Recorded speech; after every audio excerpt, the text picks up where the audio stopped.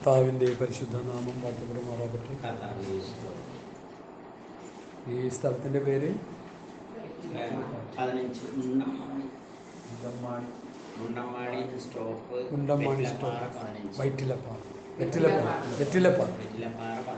വെറ്റിലപ്പാറ 15.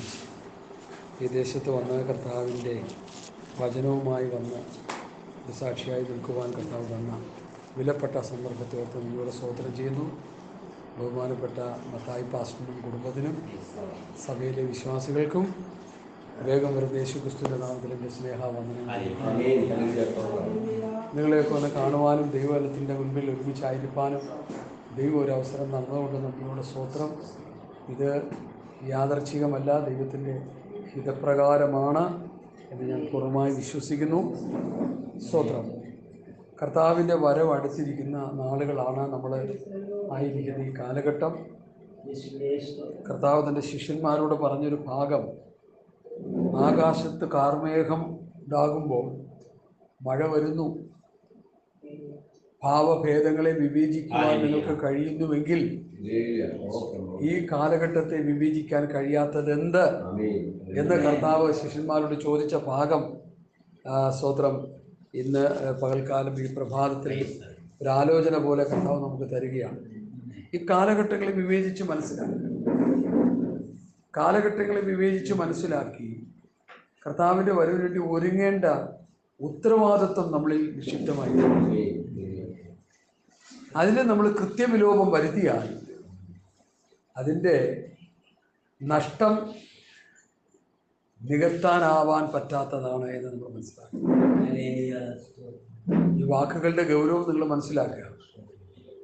ഒന്നുകൂടി ഞാൻ പറയുന്നു, ഈ കാലഘട്ടങ്ങളെ മനസ്സിലാക്കുക.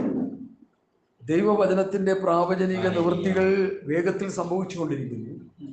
ക്ഷാമം, ഭൂകമ്പം, പകർച്ചവ്യാധി എന്ന് വേണ്ട എല്ലാ നിലയിലും ദൈവത്തിൻ്റെ വിശുദ്ധ പ്രവാചകന്മാർ പറഞ്ഞു വെച്ച വചനത്തിൻ്റെ നിവൃത്തികൾ വേഗത്തിൽ സംഭവിച്ചു. കർത്താവ് വന്ന് സഭയെ ചേർക്കണം. ആ നിലവാരത്തിൽ കാര്യങ്ങൾ പെട്ടുകൊണ്ടിരിക്കുക.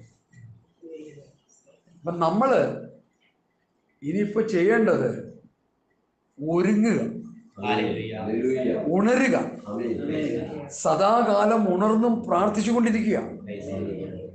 സാധാരണ ഇന്നത്തെ പെന്തക്കോസ്തുകാരുടെ ഹൃദയത്തിൽ കിടക്കുന്ന ഒരു ചിന്ത, ഞങ്ങൾ കഷ്ടത്തിലായിരുന്നു, ഞങ്ങൾ പ്രയാസത്തിലായിരുന്നു, പ്രതികൂലത്തിലായിരുന്നു, ദൈവം ഞങ്ങളെ അങ്ങ് അനുഗ്രഹിച്ചു, ഇപ്പോൾ ഞങ്ങൾക്ക് കഷ്ടപ്പാടൊന്നുമില്ല, ഞങ്ങളുടെ കഷ്ടതയെല്ലാം കർത്താവ് എടുത്ത് മാറ്റി, ഇപ്പോൾ ഞങ്ങൾ സമൃദ്ധിയിലായിരിക്കുന്നു, സന്തോഷത്തോടെ ആയിരിക്കുന്നു എന്നൊക്കെ അവകാശപ്പെടുന്ന നല്ലൊരു ശതമാനം ദൈവമക്കൾ ഈ ഭൂമിയിലുണ്ട്. എനിക്കതിനോടൊരല്പ വിയോജിപ്പുണ്ട്. കാരണം ഞങ്ങളുടെ കഷ്ടതയൊക്കെ മാറ്റി, ഞങ്ങളുടെ ബുദ്ധിമുട്ടൊക്കെ മാറ്റി ഞങ്ങൾക്ക് സമൃദ്ധിയും സന്തോഷവും തന്നു എന്ന് പറയുമ്പോൾ ഈ കഷ്ടതയെക്കുറിച്ച് നമ്മൾ പഠിക്കാത്തത് കൊണ്ടാണ് അങ്ങനെ പറയുന്നത്. കർത്താവ് തരുന്ന ഏത് സാഹചര്യത്തിലും മുൻപോട്ട് പോകാനുള്ളൊരു മനോഭാവം നമ്മൾ നമ്മുടെ ജീവിതത്തിൽ ഉണ്ടാക്കിയെടുക്കണം. ഇത് കഷ്ടതയാണെങ്കിലും, കണ്ണീരാണെങ്കിലും, ദുഃഖമാണെങ്കിലും, പോരാട്ടമാണെങ്കിലും, വെല്ലുവിളിയാണെങ്കിലും, ഏത് ജീവിത സാഹചര്യത്തിലും വിശ്വാസ ജീവിതം ശക്തിയോടെ മുൻപോട്ട് കൊണ്ടുപോകാനുള്ള ഒരാത്മീക കാഴ്ചപ്പാടാണ് ഒരു ഭക്തന് വേണ്ടത്. അല്ലെങ്കിൽ കഷ്ടത വരുമ്പോൾ എന്ത് പറ്റും? ഇസ്രായേൽ മക്കൾക്ക് സംഭവിച്ചത് എന്താ? അങ്ങ് പിറുപിറുക്കുക. കഷ്ടത വന്നപ്പോൾ ഒരു പിറുപിറുത്തു, സമൃദ്ധി വന്നപ്പോൾ സന്തോഷിച്ചു. സങ്കീർത്തനത്തിൽ ഇങ്ങനൊരു വാക്യമുണ്ട്, അമാവാസിയിലും പൗർണവാസിയിലും കാഹളമുതുവി. ജീവിതത്തിന്റെ ഏത് സാഹചര്യം വന്നാലും അതിന്റെ നടുവിൽ എന്ത് ചെയ്യണം? ദൈവത്തിന് മഹത്വം കൊടുക്കണം. അമാവാസി, പൗർണമാസി, സന്തോഷത്തിന്റെയും ദുഃഖത്തിന്റെയും പ്രതികൂലത്തിന്റെയും സമൃദ്ധിയുടെയും ഏതവസ്ഥ വന്നാലും ദൈവത്തെ ആരാധിക്കുകയും ദൈവത്തിന് മഹത്വം കൊടുക്കുകയും ദൈവത്തിൽ സന്തോഷിക്കുകയും ചെയ്യുന്നവരാണ് ദൈവമക്കൾ. കഷ്ടത വരുമ്പോൾ പെരുമത്ത് ഇസ്രായേൽ മക്കളെ പോലെ പുറകോട്ട് പോകുന്നവരായി നമ്മൾ തീരരുത്. അങ്ങനെയായാൽ നമ്മുടെ ക്രിസ്ത്യ ജീവിതം അമ്പയെ പരാജയമാണ്. കർത്താവിൻ്റെ ശിഷ്യന്മാരെ നമ്മളെടുത്ത് പഠിക്കുമ്പോൾ അവർ കഷ്ടതയിലൂടെ പോയവരാണ്. പുതിയ നിയമം നമ്മൾ പഠിക്കുമ്പോൾ കഷ്ടത എന്നുള്ളൊരു വലിയ വിഷയമായിട്ടാണ് കർത്താവും തൻ്റെ ശിഷ്യന്മാരും പഠിപ്പിച്ചത്. കർത്താവിൻ്റെ കൂടെ പോയ ശിഷ്യന്മാര് വിശന്നപ്പോൾ അവരെന്ത് ചെയ്തു? കതിർ പറിച്ചു. അപ്പോൾ വിശപ്പുണ്ടായി അവർക്കല്ലേ, ദാഹമുണ്ടായി, ക്ഷീണമുണ്ടായി. ഞാൻ എൻ്റെ വ്യക്തിപരമായ ഒരു അഭിപ്രായം ഞാനിങ്ങനെ ചിന്തിക്കുകയാണ്, ഇവർ നല്ലവണ്ണം ഭക്ഷണം കഴിച്ചത് ഈ അപ്പം വാഴ്ത്തി നുറുക്കി പെരുപ്പിച്ച് കൊടുത്ത സമയത്തായിരിക്കുമെന്ന് ഞാനങ്ങ് ചിന്തിക്കുക. ബാക്കി എല്ലാ സമയത്തുമൊക്കെ കഷ്ടപ്പാടും ബുദ്ധിമുട്ടും ഒക്കെ ആണ്. കാരണം അതാണ് യേശു കർത്താവിൻ്റെ പിറകെ പോയാൽ നമ്മുടെ ജീവിതത്തിലൊക്കെ നമ്മൾ ഉദ്ദേശിക്കുന്ന പോലെയല്ല, കഷ്ടതയും ബുദ്ധിമുട്ടും പ്രയാസവും ഒക്കെ വരും. സമൃദ്ധി വന്നു പോയാൽ നമ്മൾ സൂക്ഷിക്കണം എന്നാണ് ഞാൻ നിങ്ങളോട് പറയാനുള്ളത്. സ്തോത്രം. കാരണം ഒരു സമൃദ്ധി ഉണ്ടായാലും അത് നിത്യജീവൻ ആധാരമായിരിക്കുന്നില്ല. സ്തോത്രം. ഒരു മനുഷ്യൻ സർവ്വലോകം നേടിയാലും തൻ്റെ ആത്മാവിനെ നഷ്ടമാക്കിയാൽ എന്തു പ്രയോജനം? ബിസിനസ് നടത്തിയോ ജോലി ചെയ്തോ ഒക്കെ ഇഷ്ടംപോലെ സമ്പാദിച്ചു വെക്കുന്നവര് ദൈവാനുഗ്രഹമാണെന്ന് ചിന്തിച്ചുകൊണ്ടിരിക്കുന്ന ഒരു കാലഘട്ടം. അതുകൊണ്ടാണ് ഞാൻ പറയുന്നത്. എഫേസ്യ ലേഖനം 1-ാം അധ്യായത്തിന്റെ 3-ാം വാക്യത്തിൽ ഒന്ന് വായിക്കാം. എഫേസ്യ ലേഖനം 1:3.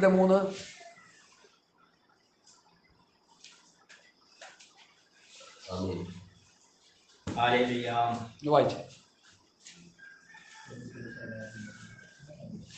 സ്വർഗത്തിലെ സകല ആത്മീകാനുഗ്രഹത്താലും നമ്മെ ക്രിസ്തുവിൽ അനുഗ്രഹിച്ചിരിക്കുന്ന നമ്മുടെ കർത്താവായ യേശുക്രിസ്തുവിന്റെ ദൈവവും പിതാവുമായവൻ വാഴ്ത്തപ്പെട്ടവർ. അപ്പൊ നമ്മളെ അനുഗ്രഹിച്ചിരിക്കുന്നത് എങ്ങനെയാ? ശ്രദ്ധിച്ചേ. സ്വർഗത്തിലെ സകല ആത്മീയ അനുഗ്രഹത്താൽ ക്രിസ്തുയേശുവിൽ നമ്മെ അനുഗ്രഹിച്ചിരിക്കുന്നു. അപ്പോൾ സാധാരണ ചിലർ പറയാറുള്ളത്, ദൈവം ഞങ്ങളെ അനുഗ്രഹിച്ചു, ദൈവം ഞങ്ങളെ അനുഗ്രഹിച്ചു എന്ന് പറയുമ്പോൾ ഇവരുദ്ദേശിക്കുന്ന ആത്മീയ അനുഗ്രഹമല്ല. കഷ്ടപ്പാടും ബുദ്ധിമുട്ടൊക്കെ ഉണ്ടായിരുന്നപ്പോൾ ഒരാൾ ഗൾഫിലേക്ക് പോയി, അല്ലെങ്കിൽ വേറെ ആളെ കൂടെ കൂട്ടിക്കൊണ്ടുപോയി. എനിക്കറിയാം, ചില പാവം പിടിച്ച ദേവദാസന്മാരുടെ വീടുകളിൽ ഒരാൾ പോയി കഴിയുമ്പോൾ അവർ തോരെ പുറകെ എല്ലാവരെയും ഗൾഫിലോട്ട് കൊണ്ടുപോകും. അപ്പോൾ അവരൊക്കെ ചിന്തിക്കുന്നത് അതൊരു അനുഗ്രഹമാണെന്നാണ്. അതിനെ അനുഗ്രഹമായിട്ട് നമ്മൾ കണ്ടാൽ വലിയ അപകടമാണ്. കാരണം പൗലൂസിൻ്റെ പഠിപ്പിക്കൽ, കർത്താവിൻ്റെ ടീച്ചിങ്ങും ഒക്കെ നമ്മൾ നോക്കുമ്പോൾ പുതിയ നിയമത്തിൽ സ്വർഗത്തിലെ സകല ആത്മീയ അനുഗ്രഹത്താൽ ക്രിസ്തുയേശുവിൽ നമ്മെ അനുഗ്രഹിച്ചിരിക്കുന്ന നമ്മുടെ കർത്താവായ യേശുക്രിസ്തു ദൈവവും പിതാവുമായവൻ. അപ്പം നമ്മെ അനുഗ്രഹിച്ചിരിക്കുന്നത് ആത്മീകമാണെന്ന് അവിടെ വരുന്നു. നമ്മളെ അനുഗ്രഹിച്ചിരിക്കുന്നത് ആത്മീകമാണ്, ഭൗതികമല്ല. ഉണ്മാനും ഉടുപ്പാനും ഉണ്ടെങ്കിൽ മതിയെന്ന് വിചാരിക്കും. ഇതിൻ്റെ അപ്പുറം മൂലം കുറെ കൂടുതൽ കിട്ടുകയാണെങ്കിൽ ഇല്ലാത്തവർക്ക് കൊടുത്ത് അങ്ങനെ പൊക്കോണം. ഈ ഇഷ്ടിക ഇന്നൊക്കെ ക്രെയിൻ വെച്ചൊക്കെ ഇഷ്ടിക മുകളിലൊക്കെ എത്തിക്കും. മുമ്പ് അങ്ങനെയല്ല. ഒരു 2-3 നില കെട്ടിടം പണിയാനായിട്ട് ഇങ്ങനെ നിൽക്കുകയാണ്. സ്റ്റെപ്പിൽ ഇങ്ങനെ നിന്നിട്ട് ഇഷ്ടിക 2 എന്ത് ചെയ്യും? ഇങ്ങനെ എറിഞ്ഞു കൊടുക്കുമ്പോൾ ഒരു 5, 6, 7 പേര് നിന്നുകൊണ്ട് ഈ ഇഷ്ടിക ഒരു 2-3 മണിക്കൂർ കൊണ്ട് കുറേ ഇഷ്ടിക അങ്ങ് കയറി ചെല്ലും. അപ്പോൾ ഈ കൈ ഇരിക്കുന്നത് വെച്ചോണ്ടിരുന്നാൽ എന്ത് കിട്ടും? അടുത്തത് വരുമ്പോൾ ബുദ്ധിമുട്ടാണ്. അപ്പോൾ അത് മുകളിലോട്ട് എറിഞ്ഞെറിഞ്ഞ് കൊടുക്കുകയാണ്. കയ്യിലിരിക്കുന്നത് വിട്ട് നമ്മൾ മുകളിലോട്ട് എറിഞ്ഞു കൊടുക്കണം. കയ്യിലിരിക്കുന്നത് നമ്മൾ തന്നെ വെച്ച് ചെലവഴിച്ചാൽ എന്ത് പറ്റും? നമ്മൾ തന്നെ വെച്ചോണ്ടിരുന്നാൽ എന്ത് പറ്റും? അടുത്തത് നമുക്ക് കിട്ടത്തില്ല, പണിമുടങ്ങും. സ്തോത്രം. എന്ന് പറഞ്ഞതുപോലെ നമുക്ക് കിട്ടുന്ന ഭൗതികം, നമുക്ക് കിട്ടുന്ന അനുഗ്രഹങ്ങൾ, ഇന്നത്തെ പെന്തക്കോസ്ത് ഓളത്തെക്കുറിച്ച് പറയാം. നിങ്ങളുടെ കാര്യമല്ല ഞാൻ ഈ പറയുന്നത്. അനേകര് ഭൗതികമായി കർത്താവ് അനുഗ്രഹിച്ചു എന്ന് പറഞ്ഞ് വാരിക്കോരി കൂട്ടി ഏക്കർ കണക്കിന് തോട്ടങ്ങളും അതും ഇതുമൊക്കെ വെച്ച് ദൈവം അനുഗ്രഹിച്ചു എന്ന് പറഞ്ഞുകൊണ്ടിരിക്കുന്ന ഒരു അപകടകരമായ അവസ്ഥയിലൂടെ ആത്മീയ ഗോളം പോയിക്കൊണ്ടിരിക്കുകയാണ്. ഞാനതിന് സാധാരണ പഠിപ്പിക്കുന്നത്, ഒരു ചെറുപ്പക്കാരനായ വ്യക്തി യേശുവിൻ്റെ അടുക്കൽ നിത്യജീവൻ പ്രാപിക്കണമെന്ന് പറഞ്ഞ് ഒരു വ്യക്തി അവിടെ വന്നപ്പോൾ കർത്താവ് അവനോട് എന്താ പറഞ്ഞു? ഗുരു, നിത്യജീവൻ പ്രാപിപ്പാൻ ഞാൻ എന്ത് ചെയ്യണം? അപ്പം എന്തോ അവനോട് പറഞ്ഞു യേശു? അതിനു മുമ്പ് അത് പിന്നീടാ. നീ കൽപ്പന അനുസരിക്കുക. അവൻ യഹൂദനല്ലേ, കൽപ്പന അനുസരിച്ച് ജീവിക്കാൻ പറഞ്ഞു, ന്യായപ്രമാണം അനുസരിക്കാൻ പറഞ്ഞു. അപ്പൊ അവൻ പറയാ,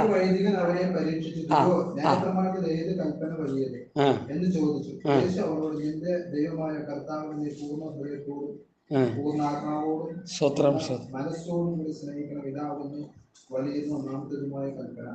രണ്ടാമത്തേത് അതിനോട് സമം കൂട്ടുകാരൻ നിന്നെപ്പോലെ തന്നെ സ്നേഹിക്കണം. ഈ 2 കൽപ്പനകളിൽ സകല ന്യായപ്രമാണവും പ്രവാചകന്മാരും അടങ്ങിയിരിക്കുന്നു എന്ന് പറഞ്ഞു. പരീശന്മാർ ഒരുമിച്ച് കൂടിയിരിക്കുമ്പോൾ യേശു അവരോട്, ക്രിസ്തുവിനെ കുറിച്ച് നിങ്ങൾക്ക് എന്ത് തോന്നുന്നു? അതല്ല വിഷയം, അത് തെറ്റിപ്പോയി. ഞാൻ പറഞ്ഞുതരാം, അത് ഞാനങ്ങ് പറയാം. സോദരൻ, എനിക്ക് അതിനു വേണ്ടി നമ്മൾ സമയം കളയണ്ട. നിത്യജീവൻ പ്രാപിപ്പാൻ ഞാൻ എന്ത് ചെയ്യണം? കൽപ്പന അനുസരിക്കാൻ പറഞ്ഞു. അപ്പം അവൻ പറയാം, എല്ലാവരും ഇങ്ങോട്ട് നോക്കിയേ, ഞാൻ ഈ ചെറുപ്പം മുതലേ ഇതൊക്കെ അനുസരിച്ച് വരിക എന്നവൻ പറയുക. നമ്മളെക്കാൾ നല്ലവനാണ് അവൻ, എന്നേക്കാൾ നിങ്ങളെക്കാൾ നല്ലവനാണ്. കാരണം അവൻ പറയാ, അവന് പ്രാഗൽഭ്യമുണ്ട് ദൈവത്തോട്. ഞാൻ ചെറുപ്പം മുതൽ അനുസരിച്ചുകൊണ്ടിരിക്കുക, പിന്നെ എന്താ കൽപ്പന അനുസരിക്കാൻ പറയുന്നതിൻ്റെ കാര്യം? അപ്പൊ യേശു നോക്കിയപ്പോൾ ശരിയാ, ഈ ചെറുപ്പം അനുസരിച്ചുകൊണ്ടിരിക്കുക. അപ്പൊ യേശു അല്ലേ, ദൈവമല്ലേ, അവനൊന്ന് സ്കാൻ ചെയ്തപ്പോൾ എന്താ പറ്റി? ഇവൻ ഒത്തിരി ധനാഢ്യനാണെന്ന് മനസ്സിലായി. അപ്പോൾ പറഞ്ഞു, നിനക്കുള്ളത് വിറ്റ് ദരിദ്രർക്ക് കൊടുത്തിട്ട് എൻ്റെ പിന്നാലെ വരിക, എന്നാൽ നിത്യജീവൻ ഉണ്ടാകും. സുവിശേഷം പറയുന്നത്, ലൂക്കോസ് അത് പറയുന്നത്, വളരെ സമ്പത്തുള്ളവനാകിയാലും ദുഃഖത്തോടെ പോയി. അപ്പം അതിൽ നിന്ന് നമ്മൾ പഠിക്കുന്ന ഗുണപാഠം എന്താ? അവൻ്റെ സമ്പത്ത് അവനെ നിത്യജീവനിലേക്ക് നടത്തുവാൻ തടസ്സമായി നിന്നു. അതുകൊണ്ട് കർത്താവ് പറഞ്ഞു, ധനവാൻ സ്വർഗരാജ്യത്തിൽ കിടക്കുന്നത് ഒട്ടകം. ധനവാന് സ്വർഗരാജ്യത്തിൽ കടക്കാൻ തടസ്സമാണ്. ഇതൊക്കെ വ്യക്തമായിട്ട് കൃത്യമായിട്ട് ഇന്ന് പലരും വേണ്ട രീതിയിൽ പറഞ്ഞ് പഠിപ്പിക്കുന്നില്ലെന്ന് എനിക്കൊരു തോന്നലുണ്ട് കേട്ടോ. ഞാൻ ശ്രദ്ധിച്ചുകൊണ്ടിരിക്കുക, പല പ്രസംഗങ്ങളും ഞാൻ കേൾക്കുന്നുണ്ട്. ഇതൊക്കെ ജനത്തെ പറഞ്ഞ് പഠിപ്പിച്ചാലേ അവർ ഭൗതികത്തിൽ നിന്ന് കണ്ണു മാറി ആത്മീയത്തിലേക്ക് പോകത്തുള്ളൂ. നമ്മുടെ വിഷയം ആത്മീകമാണ്, നമ്മുടെ വിഷയം സ്വർഗരാജ്യമാണ്, നമ്മുടെ വിഷയം ദൈവരാജ്യമാണ്. നമ്മൾ ആത്മീയമായി അനുഗ്രഹിക്കപ്പെടുക എന്നുള്ളതാണ്.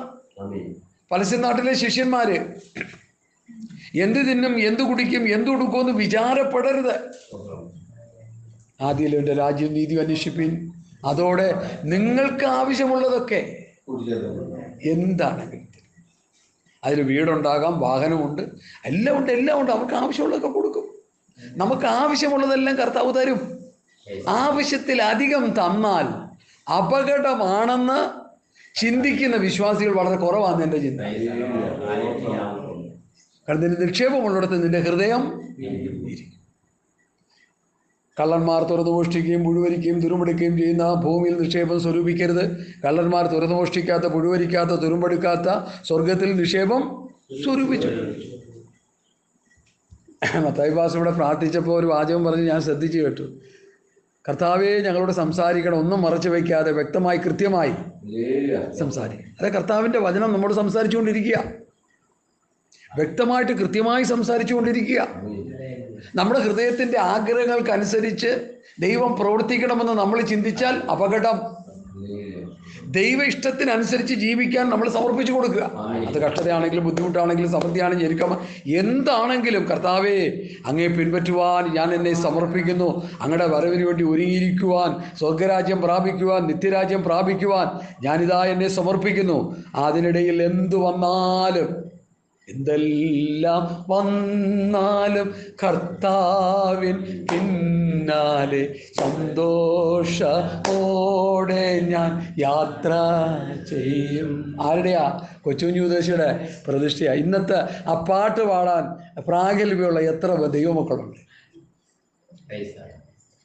എന്തെല്ലാം കഷ്ടത വന്നാൽ ഞങ്ങൾക്ക് നിൽക്കാൻ പറ്റത്തില്ല.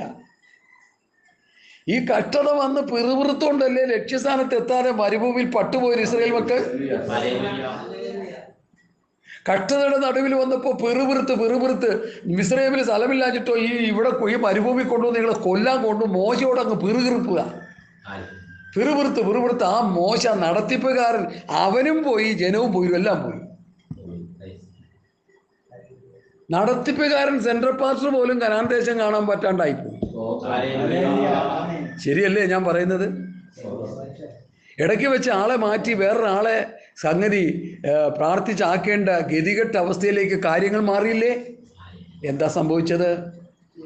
ഞാൻ കർത്താവിനെക്കുറിച്ചും ദൈവത്തെക്കുറിച്ചും പഠിപ്പിക്കുമ്പോൾ ദൈവം വളരെ തീഷ്ണതയോടെ ഇടപെടുന്ന ഒരു ദൈവത്തെയാണ് എനിക്ക് വേദപുസ്തകത്തിൽ കാണാൻ കഴിഞ്ഞത്. ഇന്ന് പലരും പ്രസംഗിക്കുന്നത് സ്നേഹസമ്പന്നനും മനസ്സിലുള്ളവനും ആർദ്രതയുള്ളവനും ഒക്കെയാണ്. അതൊക്കെ ശരിയാണ്. അപ്പോൾ തന്നെ ദൈവം ദഹിപ്പിക്കുന്ന അഗ്നി കൂടിയാണ്. ഓ പ്രൈസ് ദി ലോർഡ്, ഹല്ലേലൂയ. അപ്പം അതുകൊണ്ട് നമ്മൾക്ക് ആ ഒരു കാഴ്ചപ്പാടുണ്ടാകണം. സ്തോത്രം. ദൈവം ആരാണ്? സർവശക്തനാണ്, സർവജ്ഞാനിയാണ്, സർവവ്യാപിയാണ്. അവൻ മനം തിരിയുന്നില്ലെങ്കിൽ വാളിന് മൂർച്ച കൂട്ടും. ഇതൊന്നും നമ്മൾ വേണ്ട രീതിയിൽ പലരും പഠിക്കുന്നില്ല. എന്നാൽ എൻ്റെ പഠനം ഇങ്ങനെയാണ് പൊയ്ക്കൊണ്ടിരിക്കുന്നത്. അതുകൊണ്ട് എന്നെ കേൾക്കുന്ന പ്രിയപ്പെട്ടവരെ, നമ്മുടെ ജീവിതത്തിൽ എന്തെല്ലാം സാഹചര്യം വന്നാലും ദൈവവചനം അനുസരിച്ച് ജീവിക്കുന്നതിന് നമ്മൾ ഒരു മടിയും കാണിക്കരുത്. നമുക്ക് തരുന്ന ഹ്രസ്വകാലം ഏറെ ആയാൽ 70-80 സംവത്സരം ഈ ഭൂമിയിൽ നമുക്ക് ജീവിക്കാൻ കർത്താവ് അവസരം തരിക. ഈ 70-80 സംവത്സരം ജീവിച്ചു കഴിഞ്ഞാൽ നിത്യതയിൽ നമുക്ക് ലഭിക്കുന്ന ആയുസിനെ കുറിച്ച് എന്തെങ്കിലും ഒരു കാഴ്ചപ്പാട് നമുക്കുണ്ടോ? നിത്യമായ ജീവിതം. വെറും ഹ്രസ്വകാലം 70-80 സംവത്സരം ഇവിടെ ജീവിച്ച് പ്രമാണം അനുസരിച്ച് ജീവിച്ചു കഴിഞ്ഞാൽ നമുക്ക് സ്വർഗത്ത് കിട്ടുന്ന ജീവിതത്തിന്റെ ദൈർഘ്യം കോടാനുകോടി വർഷങ്ങളാണ്. ഓ ഹലബാദനിക ശാന്തരാജന. ഈ കാഴ്ചപ്പാട് നമ്മൾ ഹൃദയത്തിന്റെ ഉള്ളിലേക്ക് കയറണം. ആവി പോലെയുള്ള, നിഴൽ പോലെയുള്ള, പൂ പോലെ, സ്തോത്രം, പുല്ലുപോലെ ഈ ആയുഷ്കാലം പെട്ടെന്ന് തീർന്നു കഴിഞ്ഞാൽ കഷ്ടതയില്ലാത്ത, കണ്ണുനീരില്ലാത്ത, ദുഃഖമില്ലാത്ത, മുറവിളിയില്ലാത്ത, മരണമില്ലാത്ത ഒരു നിത്യ സന്തോഷത്തിലേക്കാണ് ഞാനും നിങ്ങളും പ്രവേശിക്കുന്നതെന്നുള്ള ഒരു ഉൾബോധം നമ്മുടെ ഹൃദയത്തിൽ ഉണ്ടാകണം സഹോദരങ്ങളെ. ഹല്ലേലൂയ. അതാണ് നമ്മുടെ കാഴ്ചപ്പാട്. അല്ലാതെ ദൈവം അനുഗ്രഹിച്ചു, എൻ്റെ മോനെ ദൈവം ഗൾഫിൽ വിട്ടു, എനിക്ക് എൻ്റെ ബുദ്ധിമുട്ടൊക്കെ മാറ്റി തീർന്നു, തിന്നാനും കുടിക്കാനും ഞങ്ങൾക്ക് ഇല്ലായിരുന്നു, ഉടുക്കാനില്ലായിരുന്നു, ഒരു സൈക്കിൾ പോലും ഇല്ലായിരുന്നു, കർത്താവ് ഞങ്ങൾക്ക് കാറ് തന്നു, അത് തന്നു, ഇത് തന്നു ഒക്കെ പറഞ്ഞ് എല്ലാവരും സന്തോഷിച്ച് നിത്യമായ നാശത്തിലേക്ക് പോയിക്കൊണ്ടിരിക്കും. അപ്പുറത്ത് വെച്ചിരിക്കുന്ന വലിയ എബ്രായ ലേഖനം ഇങ്ങനെ പൗലോസ് പറയുന്നു, സ്വർഗത്തിൽ നിലനിൽക്കുന്ന ഉത്തമ സമ്പത്ത് ഉണ്ടെന്നറിഞ്ഞ് ബാക്കി പറഞ്ഞേ. ആ പറ. എനിക്കറിയാം, ഞാൻ കാണാതെ പഠിച്ചു വെച്ചിരിക്കുന്ന വിഷയമാണ്. സ്വർഗത്തിൽ നിലനിൽക്കുന്ന ഉത്തമ സമ്പത്ത് ഉണ്ടെന്നറിഞ്ഞ് സമ്പത്തുകളുടെ അപകാരം സന്തോഷത്തോടെ സഹിച്ചു. പിറുപിറുത്തോണ്ടല്ല സഹിച്ചത്, സന്തോഷത്തോടെ. കുവൈറ്റ് വാർ വന്ന സമയത്ത് നിങ്ങൾക്കറിയാം, അമേരിക്ക എല്ലാം കൂടി ചേർന്ന് സഖ്യകക്ഷിയുള്ള ഒരു വലിയ യുദ്ധം നടന്നല്ലോ. കുവൈറ്റിനെ അമേരിക്ക സപ്പോർട്ട് ചെയ്യുന്നു. ഇറാഖ് വന്ന് കുവൈറ്റിനെ കയറി പിടിച്ചു. ബുഷ്, ജൂനിയർ ബുഷ് അല്ല, സീനിയർ ബുഷ് അല്ലേ, വിട്ടുപോകാൻ പറഞ്ഞു, വിട്ടില്ല. ഡെഡ് ലൈൻ കൊടുത്തു. അവസാനം ഭയങ്കര ഘോര യുദ്ധമായി. നിങ്ങൾക്കറിയാമോ, 10, 25, 30 വർഷം അവിടെ ജോലി ചെയ്തുകൊണ്ടിരുന്ന ദമ്പതികളായിട്ടുള്ളവർ, നേഴ്സായിട്ടും മറ്റ് നല്ല നല്ല കമ്പനികളിൽ, അവർക്ക് കോടിക്കണക്കിന് രൂപയുടെ ബാങ്ക് ഡിപ്പോസിറ്റായിട്ട് കുവൈറ്റ് ബാങ്കുകളിലൊക്കെ ഉണ്ടായിരുന്നു.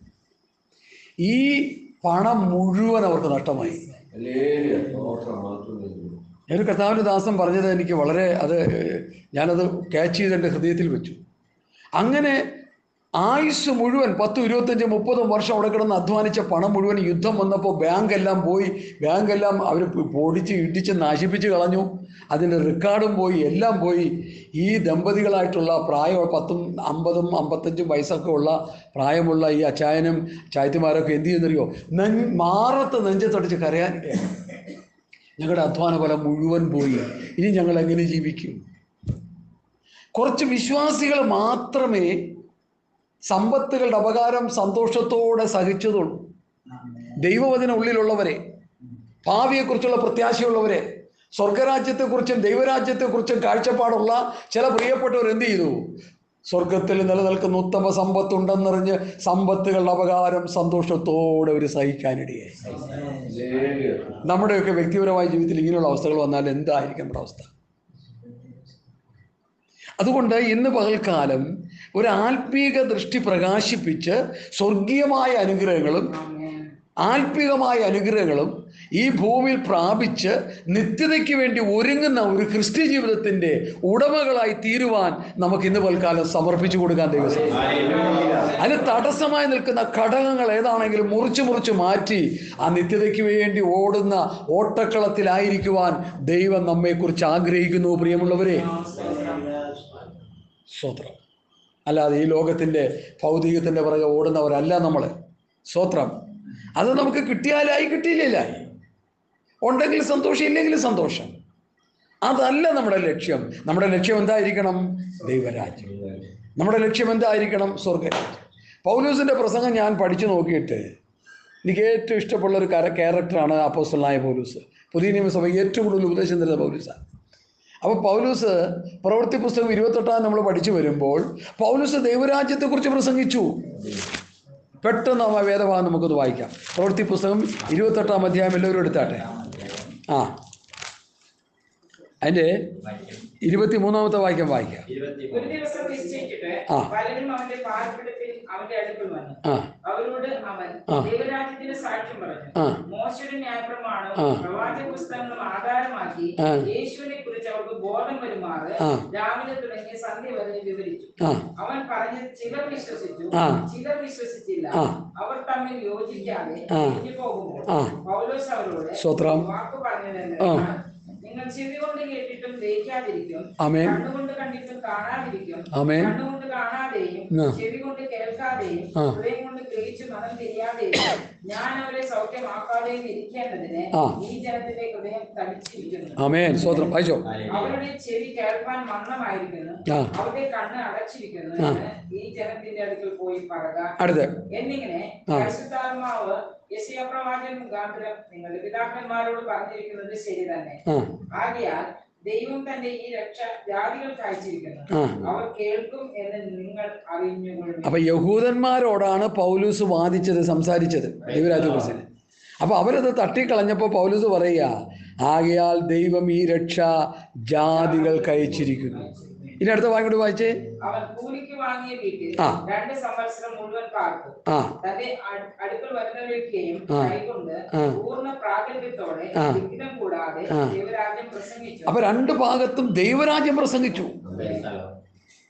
എന്റെയും പ്രസംഗ വിഷയം ദൈവരാജ്യമാണ്. ഈ ലോകത്തിലെ കാര്യങ്ങളല്ല ഇവിടെ പ്രസംഗിക്കുന്നത്, ദൈവരാജ്യം, സ്വർഗരാജ്യം.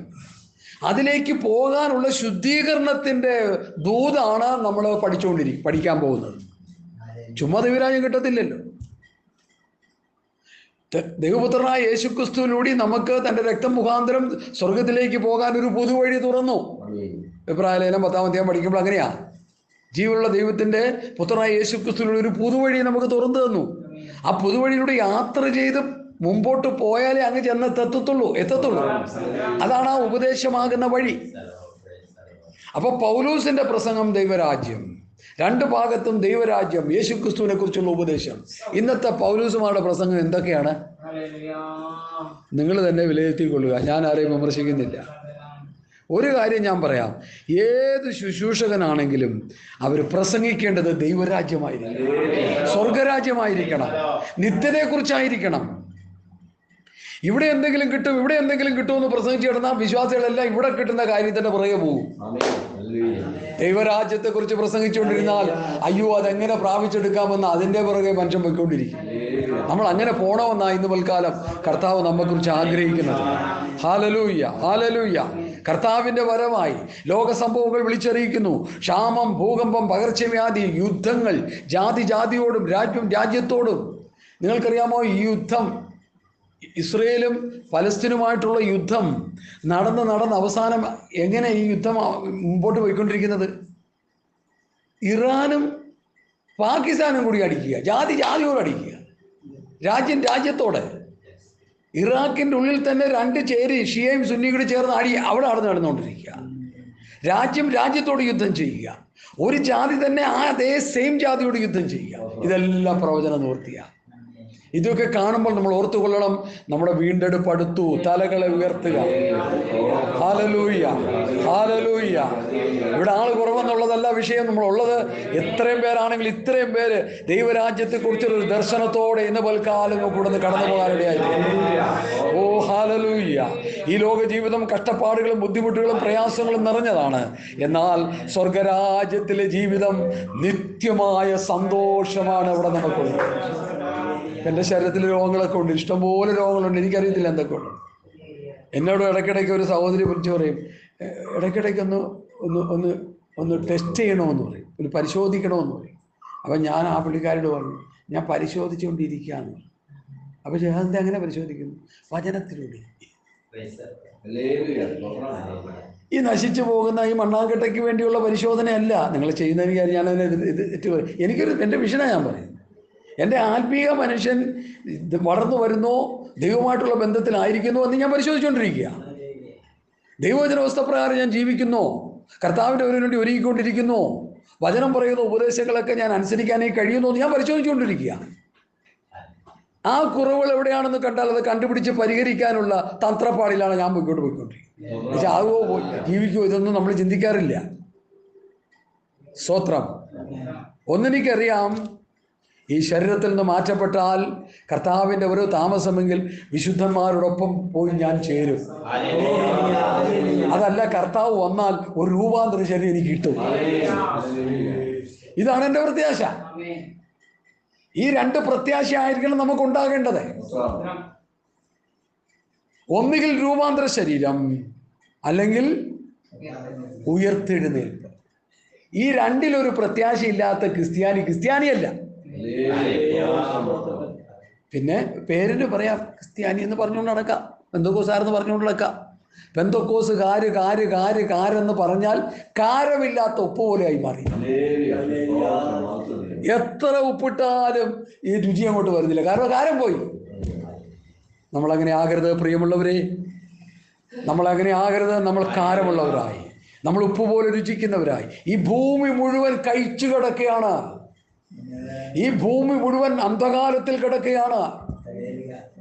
ഈ ഭൂമിക്ക് വെളിച്ചം നൽകേണ്ടവരാണ് പുതിയ നിയമസഭയിലെ വിശ്വാസി. ഈ ഭൂമിയെ രുചിപ്പിക്കേണ്ടവരാണ് പുതിയ നിയമവിശ്വാസി, അല്ലെങ്കിൽ ദൈവസഭ. നമുക്ക് എത്ര പേരെ രുചിപ്പിക്കാൻ കഴിയുന്നു? എത്ര പേർക്ക് നമുക്ക് ഒരു വെളിച്ചം പകർന്നു കൊടുക്കാൻ കഴിയുന്നു? ഹല്ലേലൂയ. ഒന്ന് ആത്മപരിശോധന നടത്തിയേ. ഞാൻ വിഷയത്തിലേക്ക് കയറിയിട്ടില്ല.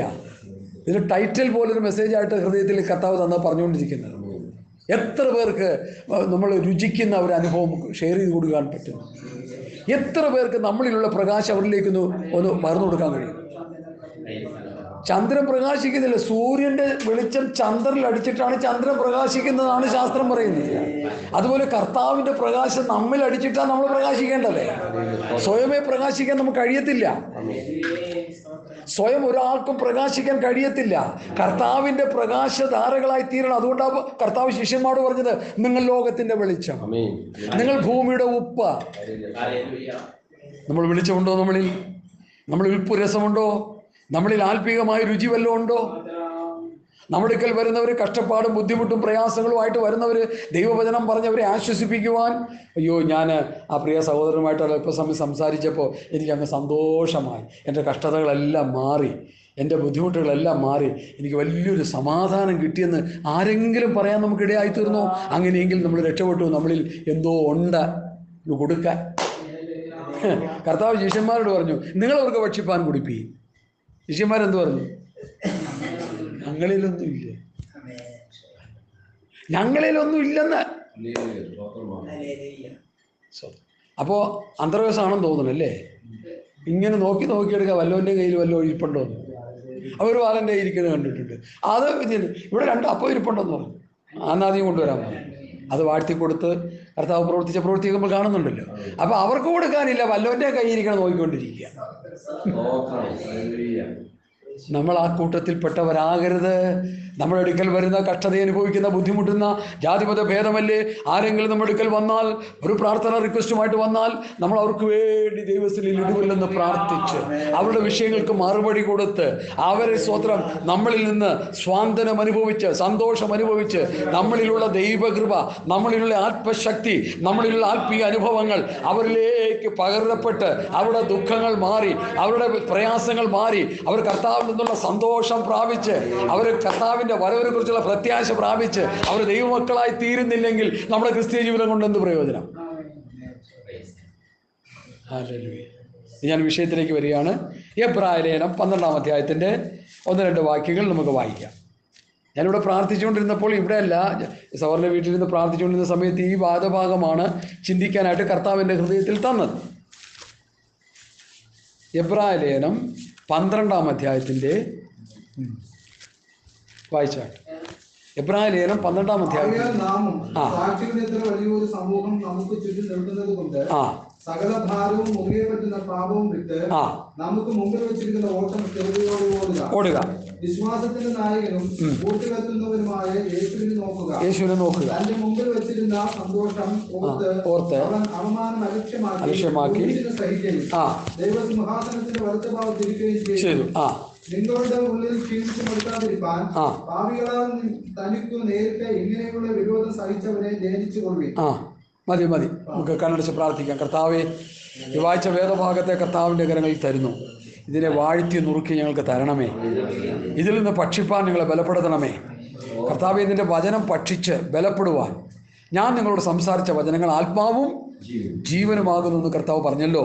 ഈ ആത്മാവും ജീവനുമാകുന്ന വചനം ഭക്ഷിച്ച് ബലപ്പെട്ട് വിശ്വാസ ജീവിതം ശക്തിയോടെ മുൻപോട്ട് നയിപ്പാൻ സാധുക്കളാകുന്ന ഞങ്ങളെ വചനത്തിലൂടെ ഉണർത്തി ബലപ്പെടുത്തി ശക്തിപ്പെടുത്തി ഇന്ന് വൽക്കാലം അയക്കണം. മുഴുവൻ മഹത്വവും കർത്താവ് യേശുവിൻ്റെ നാമത്തിൽ അപേക്ഷിക്കുന്നു. കരുണയോട് കേൾക്കണം നല്ല പിതാവേ. കർത്താവ് നമ്മളെ ഈ വചനത്തിലൂടെ അനുഗ്രഹിക്കട്ടെ. ഈ എബ്രായ ലേഖനം നമുക്കറിയാം. എബ്രായ ലേഖനം ആർക്ക് വേണ്ടിയാണ് എഴുതിയത്?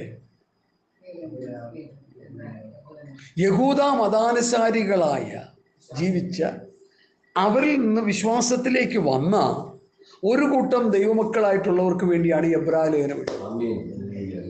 അപ്പൊ ഇവർ പ്രമാണം അനുസരിക്കാത്ത പിതാക്കന്മാരുടെ സന്തതികളാണ്. അപ്പൊ ഇവരോടുള്ള ദൈവത്തിന്റെ അരുളപ്പാടുകൾ ഇച്ചിരി കട്ടിയാണ്.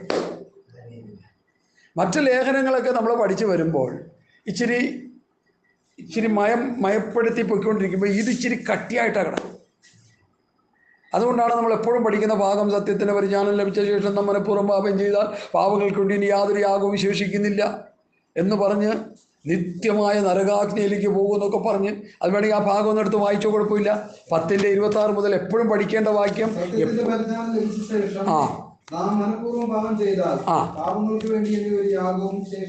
ശേഷിക്കാതെ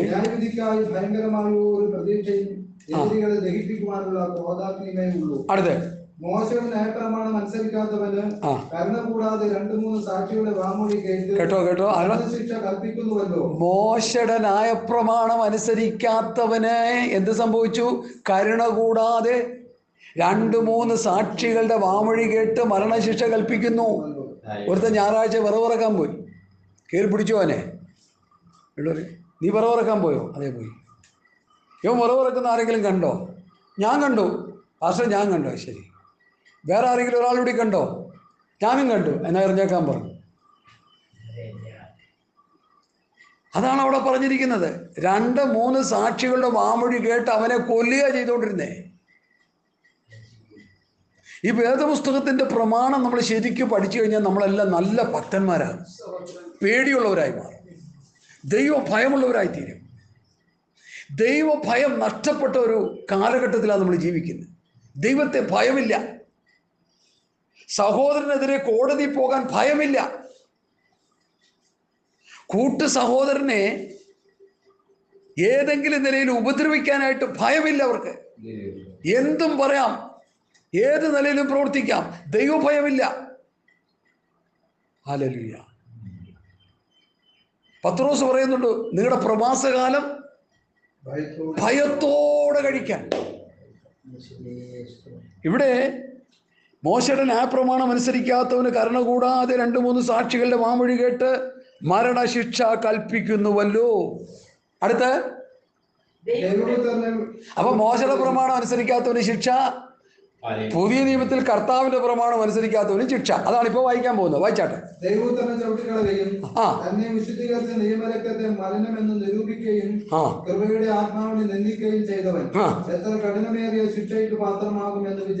അല്ല, അവിടെ ശിക്ഷ കിട്ടി, ഇവിടെ കഠിനമേറിയ ശിക്ഷ. അപ്പൊ പദം ഒന്ന് മാറി. അയ്യോ, ഇതൊക്കെ ലാഘവ ബുദ്ധിയോടുകൂടി ആൾക്കാർ പ്രസംഗിച്ചുകൊണ്ടിരിക്കുക. അവിടെ ശിക്ഷ കിട്ടി, ന്യായപ്രമാണം അനുസരിക്കാത്തവന് ശിക്ഷ കിട്ടി. പൗലോസ് ഇവിടെ പറയുന്നത് ദൈവപുത്രനെ ചവിട്ടി കഠിനമേറിയ ശിക്ഷ. ഇത് കുറയ്ക്കാൻ ഞാൻ ആളല്ല, അങ്ങനെ തന്നെ പറയുക. നമ്മളൊക്കെ രക്ഷിക്കപ്പെട്ടവരാണ്, സ്ഥാനപ്പെട്ടവരാണ്, പരിശുദ്ധാംശം പ്രാപിച്ചവരാണ്, പ്രാപിക്കാൻ ആഗ്രഹിച്ചിരിക്കുന്നവരൊക്കെയാണ്. പക്ഷെ ഈ യാഥാർത്ഥ്യം നമ്മൾ മനസ്സിലാക്കണം. കഠിനമേറിയ ശിക്ഷ നമുക്ക് കിട്ടും. എന്ത് ചെയ്യുക? ദൈവപുത്രനെ ചവിട്ടിക്കളിയുക, വിശുദ്ധീകരിച്ച നിയമത്തെ മല്ലമെന്ന് എണ്ണുക, കൃപയുടെ ആത്മാവിനെ നിന്ദിച്ചാൽ കഠിനമേറിയ ശിക്ഷ നമുക്ക് കിട്ടും. അതുകൊണ്ട് നമ്മൾ ആരും ആ കഠിനമേറിയ ശിക്ഷയ്ക്ക് പാത്രമായി തീരരുത്. നമുക്ക് ലഭിച്ച വിശ്വാസവും നമുക്ക് ലഭിച്ച ആത്മീയ അനുഗ്രഹങ്ങളും നമ്മൾ നിലനിർത്തിക്കൊണ്ട് ദൈവഭയത്തോടെ നമ്മുടെ ക്രിസ്ത്യ ജീവിതം നയിച്ച് ആ ബെയൂല നാട്ടിലേക്ക് പോകാൻ നമ്മൾ ശ്രദ്ധാലുക്കളായിരിക്കണം. മരിച്ചു കഴിയുമ്പോൾ എനിക്ക് ഈ മരണത്തോടനുബന്ധിച്ച് ഒത്തിരി കാര്യങ്ങൾ പറയാനുണ്ട്. കാരണം ഇന്നത്തെ മരണമൊക്കെ കല്യാണത്തെക്കാൾ കെങ്കേമമാക്കുക ആൾക്കാർ. കണ്ടിട്ടില്ലേ? കല്യാണം ഇച്ചിരി ചെറിയ തോതിലേ ഉള്ളൂ, ഇത് ആഘോഷമാണ് മരണം.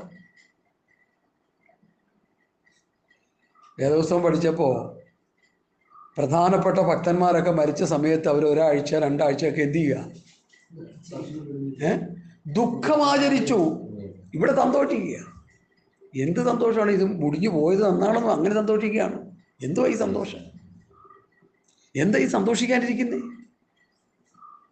മ്യൂസിക് ടീമൊക്കെ വെച്ച് വലിയ പാട്ടൊക്കെ പാടി വലിയ ബഹളമൊക്കെ ഉണ്ടാക്കി 4 പേരെ അറിയിച്ച് സെമിത്തേരി ചായയും പല്ലും അതും പഠിച്ച് പപ്പടം പഴം പായസം കൂട്ടി ഒരു തിരുമ്, അത് കുറച്ച് ദിവസം കഴിഞ്ഞ ശേഷം സ്വന്തം. ദൈവമക്കളെ, വചനത്തിൻ്റെ വ്യവസ്ഥയിൽ നിന്ന് നമ്മളെല്ലാം വ്യതിചലിച്ചു പോയി. മനസ്സിലാക്കുക, ദൈവവചനത്തിൻ്റെ സത്യങ്ങളെ കാറ്റിൽ പറത്തി ജീവിക്കുന്ന ഒരു കാലഘട്ടമായി നമ്മുടെ ക്രൈസ്തവ സമൂഹം മാറിക്കഴിഞ്ഞു. എനിക്ക് നിങ്ങളോട് പറയാനുള്ളത്, ആ തിരുവചന സത്യങ്ങളിലേക്ക് നമുക്കൊന്ന് മടങ്ങി വരാം. Hallelujah, hallelujah. ദൈവഭയത്തോടെ നമുക്ക് ദൈവത്തെ സേവിക്കാം. ഹല്ലേലൂയ. എബ്രായലേഖനം 1-ാം അധ്യായത്തിന്റെ 1-ാം വാക്യം ഒന്ന് വായിച്ചേ.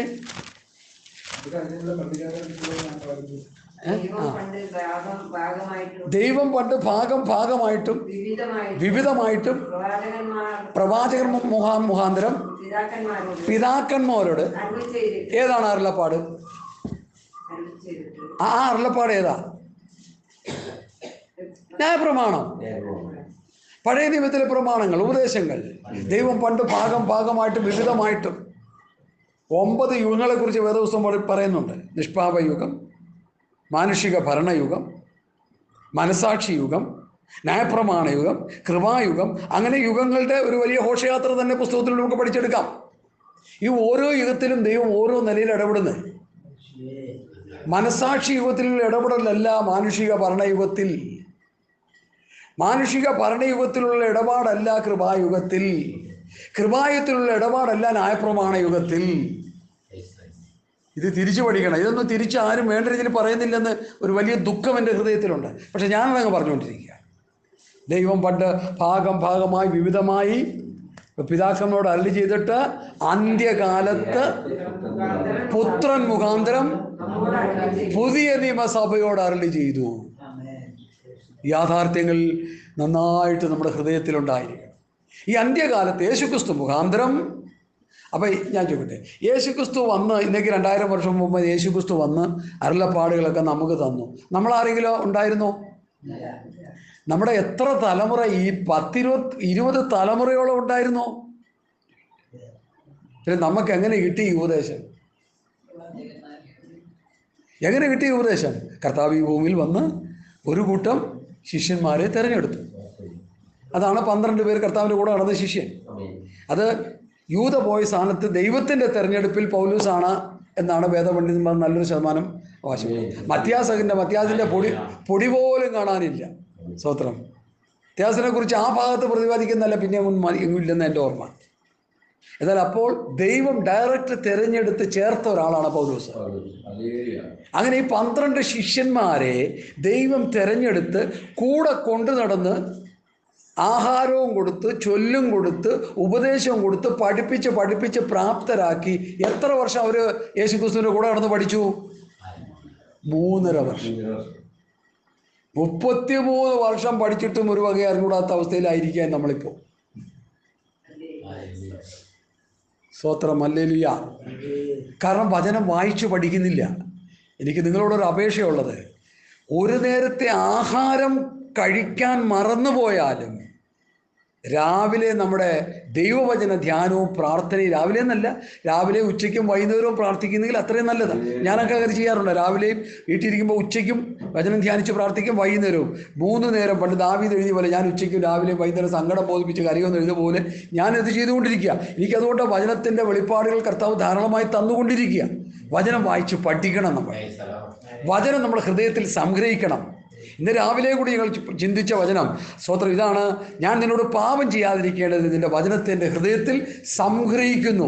വചന ഹൃദയത്തിലുണ്ടെങ്കിൽ പാപം ചെയ്യാനൊന്ന് അറയ്ക്കും. വചന ഹൃദയത്തിൽ ഇല്ലാതെ പോകുമ്പോൾ നമ്മൾ പാപത്തിലേക്ക് എടുത്തുകയാണ്. ഈ വചനം എന്ന് പറഞ്ഞാൽ എന്താ? ആദ്യം വചനം ഉണ്ടായിരുന്നു, വചനം ദൈവത്തിലൂടെയായിരുന്നു, വചനം ദൈവമായിരുന്നു. അപ്പൊ ദൈവമാകുന്ന വചനം നമ്മുടെ ഹൃദയത്തിൽ ഉണ്ടെങ്കിൽ പാപത്തിലേക്ക് പോകുമ്പോൾ നമുക്ക് വിലക്ക് കിട്ടും. അത് ചെയ്യരുത്, ഇത് ചെയ്യരുത്, അങ്ങനെ ചെയ്യരുത്, ഇങ്ങനെ ചെയ്യരുത്. അപ്പം നിങ്ങൾ എന്നോട് ചോദിക്കും, പാസ്റ്റർ ഇന്ന് അനേകർക്ക് ഈ വിലക്കൊന്നും കിട്ടുന്നില്ലല്ലോ എന്ന് ചോദിച്ചാൽ എനിക്ക് മറുപടി പറയാൻ എന്താ ഉള്ളത്? വചനം അവിടെ ഹൃദയത്തിലില്ല. ഞായറാഴ്ച വരുമ്പോൾ ഏതോ ദിവസം വായിക്കുന്നു, പ്രാർത്ഥിക്കുന്നു, അത് കഴിഞ്ഞാൽ ഇത് പൊടിയും തട്ടിക്കളഞ്ഞ് അവിടെ കൊണ്ടുവച്ചാൽ പിന്നെ എടുക്കുന്നില്ല. പിന്നെ അടുത്ത ഞായറാഴ്ച എടുക്കുന്നത്. എല്ലാവരും അല്ലാണ്ട് നിങ്ങളെ കുറിച്ചല്ല ഞാൻ പറയുന്നത്. നല്ലൊരു ശതമാനം എല്ലാ ദിവസവും രാവിലെ ഉച്ചയ്ക്കും വൈകുന്നേരവും സമയം കിട്ടുമെങ്കിൽ ഈ വചനം വായിച്ച് ധ്യാനിച്ച് പ്രാർത്ഥിച്ചുകൊണ്ടിരിക്കണം. നമ്മൾ വചന വെളിപ്പാടുകൾ ഹൃദയത്തിൽ, പുതിയ നിയമ വചനം ഹൃദയത്തിൻ്റെ ഉള്ളിലാണ് സംഗ്രഹിക്കുന്നത്. ദൈവം പണ്ട് ഭാഗമായി വിവിധമായി പ്രവാചകനോട് അരുളി ചെയ്തിട്ട് അന്ത്യകാലത്ത് പുത്രൻ മുഖാന്തരം നമ്മോട് അരുളി ചെയ്തു. അതിൻ്റെ ഇടയിൽ ഒരു മീഡിയേറ്റർ ഉണ്ട്. അതാണ് ആദിമ അപ്പോസ്തലന്മാർ എന്ന് പറയുന്നത്. പുതിയ നിയമസഭയുടെ ആവിർഭാവം പ്രവൃത്തി പുസ്തകം 1-2 അധ്യായം വായിച്ച് പഠിക്കുമ്പോൾ അവിടെ കാണാൻ കഴിയും. 2-ാം അധ്യായത്തിൽ 1-ാം അധ്യായത്തിൽ അവർ ഒരുമിച്ച് കൂടിയിരുന്ന് പ്രാർത്ഥിച്ചു. അല്പം അഭിഷേകത്തിൻ്റെ ശക്തിയായി നിറയപ്പെട്ട് 2-ാം അധ്യായത്തിൽ എഴുന്നേറ്റ് അങ്ങോട്ട് പ്രസംഗിച്ച് കഴിഞ്ഞപ്പോൾ എന്താ പറ്റി? ഒരു കൂട്ടം ജനം ഹൃദയത്തിൽ കുത്തുകൊണ്ട് മാനസാന്തരപ്പെട്ട് 3000 പേര് വന്നു.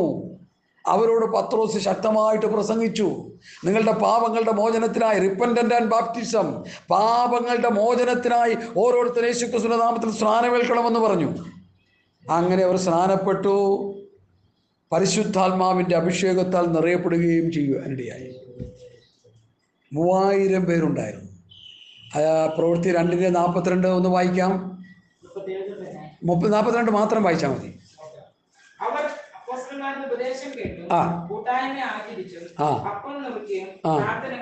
ഇനി അവസാനത്തെ വാക്യം കൂടി. ആരാണ് രക്ഷിക്കപ്പെടുന്നവർ? അപ്പോസ്തലന്മാരുടെ ഉപദേശം കേട്ട് കൂട്ടായ്മ അയച്ച് അപ്പം നുറുക്കി പ്രാർത്ഥന കഴിച്ച് വരുന്നവരെയാണ് രക്ഷിക്കപ്പെടുന്നവരായിട്ട് അവിടെ കാണുന്നത്. അവർ അപ്പോസ്തലന്മാരുടെ ഉപദേശം കേട്ട് കൂട്ടായ്മ അയച്ച് അപ്പം നുറുക്കി പ്രാർത്ഥന കഴിച്ചു വന്നു. അവരെ കർത്താവ് തൻ്റെ സഭയോട് ഉയർത്തുകൊണ്ടിരുന്നു. നമ്മൾ കർത്താവിൻ്റെ സഭയുടെ അംഗങ്ങളാണ്. നമ്മളൊക്കെ ഓരോ പേരിലൊക്കെ നിൽക്കുന്നെന്ന് പറഞ്ഞാലും നമ്മൾ ആരുടെയാ? കർത്താവിൻ്റെ സഭയുടെ അംഗങ്ങളാണ്. നിയമസഭ, പിന്നെ പുരയർ മഹാസഭ, SNDP സഭ, സഭകൾ ഇങ്ങനെ കിടക്കുക ഡസൻ കണക്കിന്. ഇതെല്ലാം കർത്താവിൻ്റെ സഭയാണെന്ന് പറഞ്ഞു വയ്ക്കാൻ ഇച്ചിരി ബുദ്ധിമുട്ടുണ്ട്. അതിന് ക്ലിയർ കട്ടായിട്ട് ഞാൻ പറയാം. പോസ്റ്റ്മാർഡ് ഉപദേശം കേട്ടുകൂട്ടായി മരിച്ച് അപ്പം നുറുക്കി പ്രാർത്ഥന കഴിച്ചു വരുന്നവരെ കർത്താവ് തൻ്റെ സഭയോട് ചേർത്തു. അപ്പൊ ദൈവസഭയിൽ എന്തുണ്ട്? അപ്പോസ്റ്റ്മാർഡ് ഉപദേശം. അതാണ് പറയുന്നത്. ദൈവം തന്റെ ഭാഗമായി വിധമായി പിതാക്കന്മാരോട് അരുളി ചെയ്തിട്ട് അന്ത്യകാലത്ത് പുത്രൻ മുഖാന്തരം നമ്മോട് അരുളി ചെയ്തു. നാം പുതിയ നിയമസഭ. അതിന്റെ മീഡിയേറ്ററായിട്ട് നിൽക്കുന്ന അപ്പോസ്തലന്മാരാണ്. അപ്പോസ്തലന്മാരുടെ ഉപദേശത്തിലൂടെ മാത്രമേ നമുക്ക് ക്രിസ്തുവിന്റെ പ്രമാണം മനസ്സിലാക്കാൻ കഴിയൂ. ഇനി നമ്മളിവിടെ ആദ്യമായിട്ട് വന്നതുകൊണ്ട് ചില കാര്യങ്ങൾ ബേസിക്കായിട്ട് പറഞ്ഞ് മനസ്സിലാക്കേണ്ടത് ആവശ്യമുണ്ട്. എല്ലാവരും യോഹന്നാന്റെ സുവിശേഷം ഒന്ന് എടുത്താട്ടെ. ഇതൊക്കെ എടുത്തിട്ടാണ്, ഇതിൽ ബേസ് എടുത്തിട്ടാണ് ഈ വലത്തിൻ്റെ ഉള്ളിലേക്ക് നമ്മൾ കയറുന്നത്. നമുക്ക് സമയമുണ്ടല്ലോ, കുഴപ്പമില്ലല്ലോ. യോഹന്നാന്റെ സുവിശേഷം 17-ാം അധ്യായം എല്ലാവരും എടുത്താട്ടെ.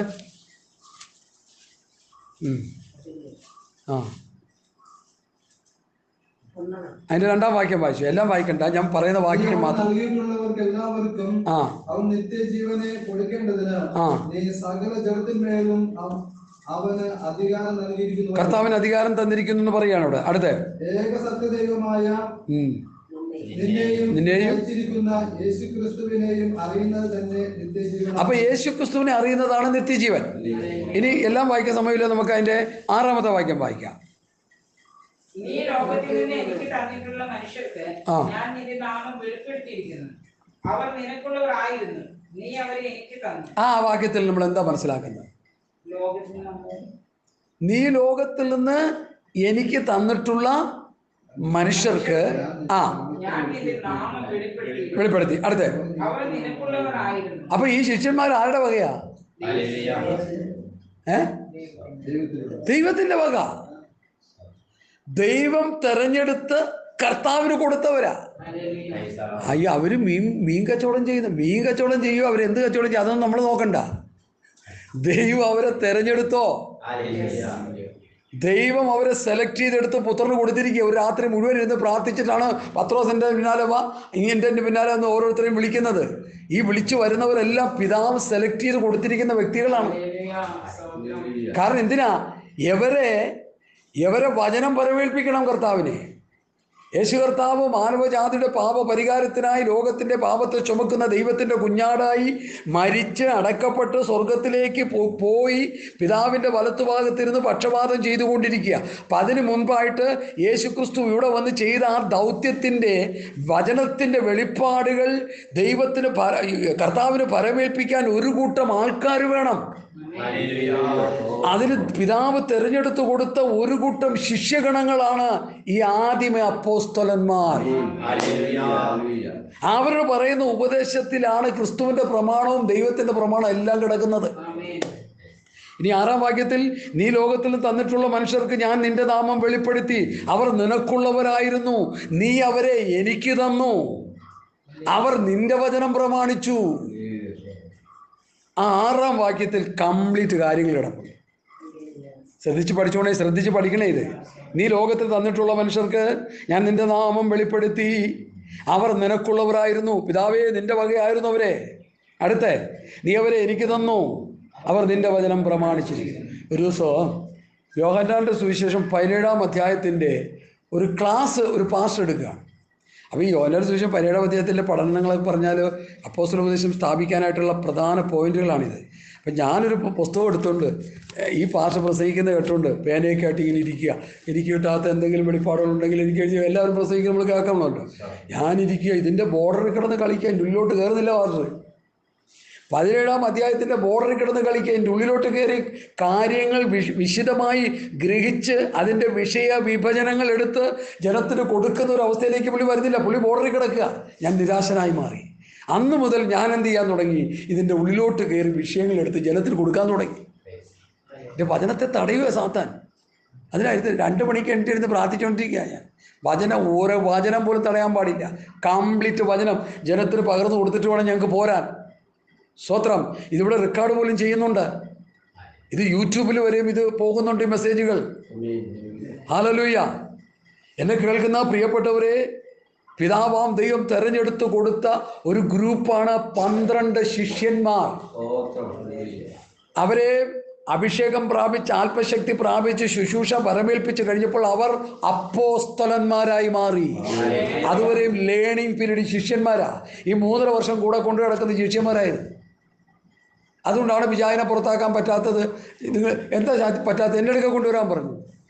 ഇവർ കിടന്ന് പിടിച്ചിട്ടൊന്നും നടക്കുന്നില്ല. കാരണം അവർ അഭിഷേകം പ്രാപിച്ചിട്ടുമില്ല, ദൈവകൃപ പ്രാപിച്ചിട്ടില്ല, ദൈവം ആക്കി വെച്ചിട്ടുമില്ല. അതുപോലെ ദൈവം ആക്കി വയ്ക്കാതെ ഒന്നും ചെയ്യാൻ പറ്റത്തില്ല. സ്തോത്രം. മനസ്സിലാക്കണോ? അതെ, കർത്താവ് ഇവരെ ആക്കി വെച്ച് കഴിഞ്ഞപ്പോൾ ഇവർ അപ്പോസ്തലന്മാർ എന്ന പേര് കർത്താവ് ഇവർക്ക് കൊടുത്തു.